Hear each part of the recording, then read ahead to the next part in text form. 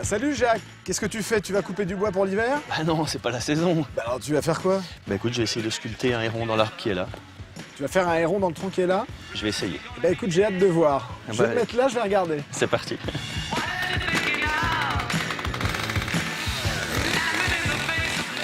Le principe de la sculpture à la tronçonneuse, en fait, c'est d'utiliser l'outil, la tronçonneuse, pour arriver à une forme, celle qu'on choisit, celle qu'on définit comme projet de sculpture.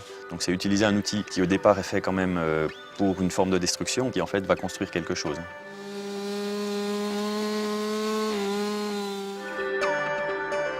Moi, j'ai aucune formation artistique et je dirais que c'est une chance en fait, parce que ça m'a enfermé dans aucune vision de l'art, dans aucun chemin, dans aucune école, dans rien. Donc autant il y a des choses contemporaines qui me passent par la tête, autant faire un dauphin pour un enfant qui a envie d'un dauphin, je le fais aussi parce qu'il n'y a pas de ringardise dans l'art si c'est fait avec le cœur, je pense.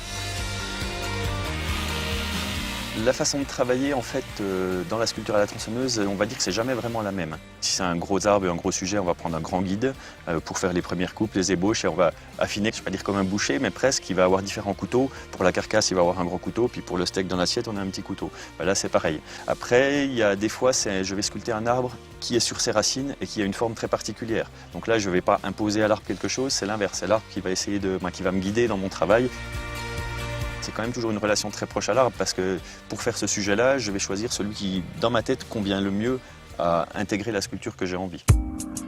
Bon ben voilà, je vous présente une de mes sculptures plus imposantes. Donc c'est un chêne qui avait 350 ans, qui avait 7 mètres de hauteur, la bille faisait 17 tonnes. Puis j'ai vraiment eu la sensation qu'il y avait un ours dedans, alors j'ai creusé jusqu'à ce que je trouve l'ours. Voilà. Sur les spectacles, j'ai travaillé la vitesse pour que ce soit très impressionnant, que ce soit très rapide. Donc là, c'est en moyenne un quart d'heure pour une grande pièce, mais c'est un travail de fond qui est là.